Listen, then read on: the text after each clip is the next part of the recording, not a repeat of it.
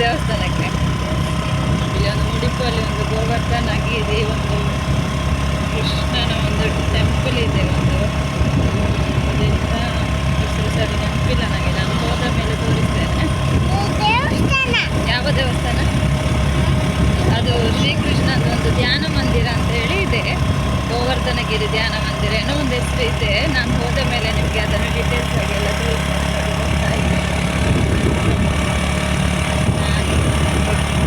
ಎಲ್ಲ ಫ್ಯಾಮಿಲಿ ಅವರಿದ್ದೇವೆ, ಅವ್ರು ಬೇರೆ ಗಾಡಿಯಲ್ಲಿ ಬರ್ತಾ ಇದ್ದಾರೆ. ನಾದಿಯನಪ್ಪ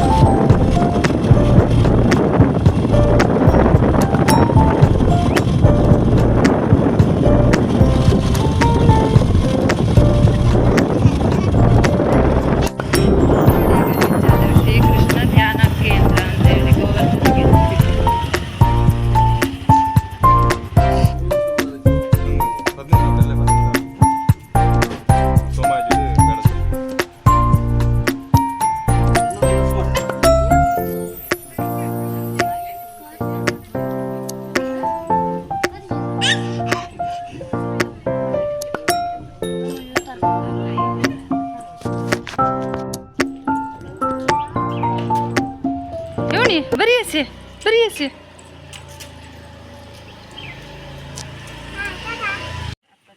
ನಾವೀಗ ಶ್ರೀಕೃಷ್ಣ ಧ್ಯಾನ ಮಂದಿರಕ್ಕೆ ರೀಚ್ ಆಗಿದ್ದೇವೆ ನೋಡಿ. ಫುಲ್ ರೀಚ್ ಆಗಿದ್ದೇವೆ.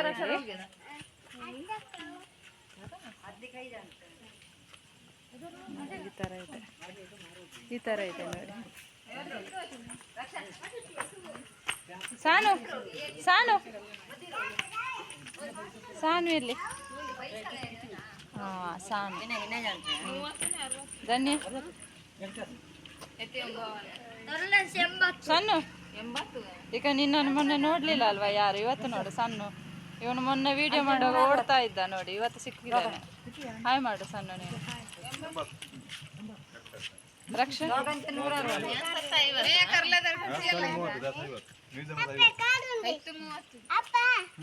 ಹೋಗುವ.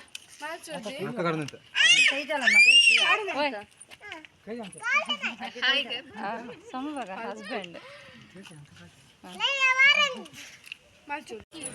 ಇದನ್ನೊಂದು ದೇವಸ್ಥಾನ ಅಂತ ಹೇಳಲಿಕ್ಕೆ ಆಗುವುದಿಲ್ಲ, ಒಂದು ಕೃಷ್ಣಂದು ಧ್ಯಾನ ಮಂದಿರ ಇದು. ಇಲ್ಲಿ ಏನಾದರೂ ನಮಗೆ ಮನಸ್ಸಿಗೆ ಒಂಥರ ಬೇಜಾರಂತ ಎನಿಸಿದರೆ ನಮಗೆ ಇಲ್ಲಿ ಬಂದು ಕುತ್ಕೊಂಡು ಒಳಗಡೆ ಅಲ್ಲಿ ಧ್ಯಾನ ಮಾಡ್ಬೋದು. ಅಷ್ಟು ಒಂದು ಪ್ರಶಾಂತವಾಗಿದೆ ಈ ಒಂದು ಜಾಗ.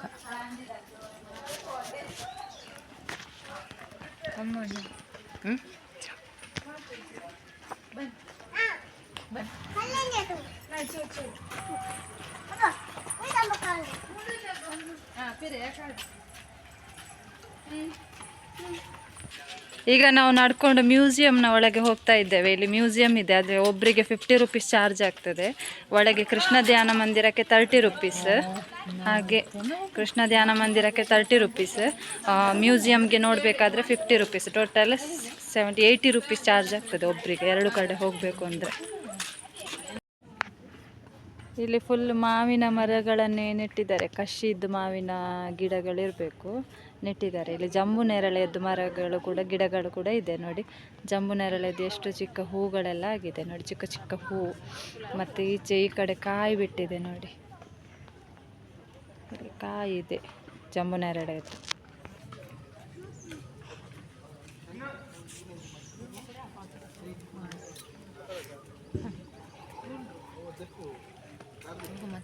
ಬುದ್ಧನ ಪ್ರತಿಮೆ ಇದೆ ನೋಡಿ, ಬುದ್ಧನ ಸ್ಟ್ಯಾಚ್ಯೂ ಇದೆ ಇಲ್ಲಿ ಒಂದು ನೋಡಿ.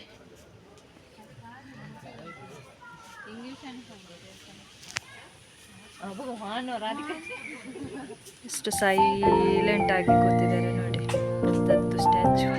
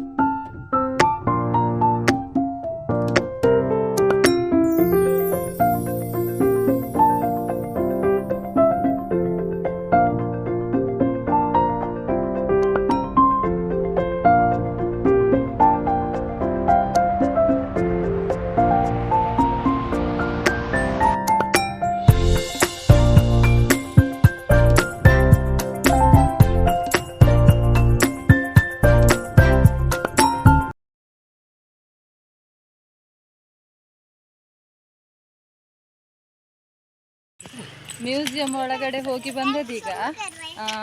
ಒಳ್ಳೆದಿದೆ ಅದರೊಳಗೆ, ಅಂದರೆ ಓಲ್ಡ್ ಕಾಲದಲ್ಲಿ ಏನೆಲ್ಲ ಇತ್ತು, ಕುದುರೆ ಬಂಡಿ ಮತ್ತು ಮೊಸಳೆ ಮತ್ತು ಮನುಷ್ಯನ ಅಸ್ಥಿಪಂಜರ ಮತ್ತು ತುಂಬ ನಾವು ನೋಡದೇ ಇರುವಂಥದ್ದೆಲ್ಲ ಐಟಮ್ಗಳು ಅದರ ಒಳಗೆ ಇದೆ. ಒಂದ್ಸಲ ನೋಡಿ, ಯಾರಾದರೂ ನೋಡಲಿಲ್ಲ ಅಂದರೆ ಯಾರಾದರೂ ಒಮ್ಮೆ ವಿಸಿಟ್ ಮಾಡಿ. ಅದರ ಒಳಗೆ ಚೆಂದ ಇದೆ ನೋಡಲಿಕ್ಕೆ.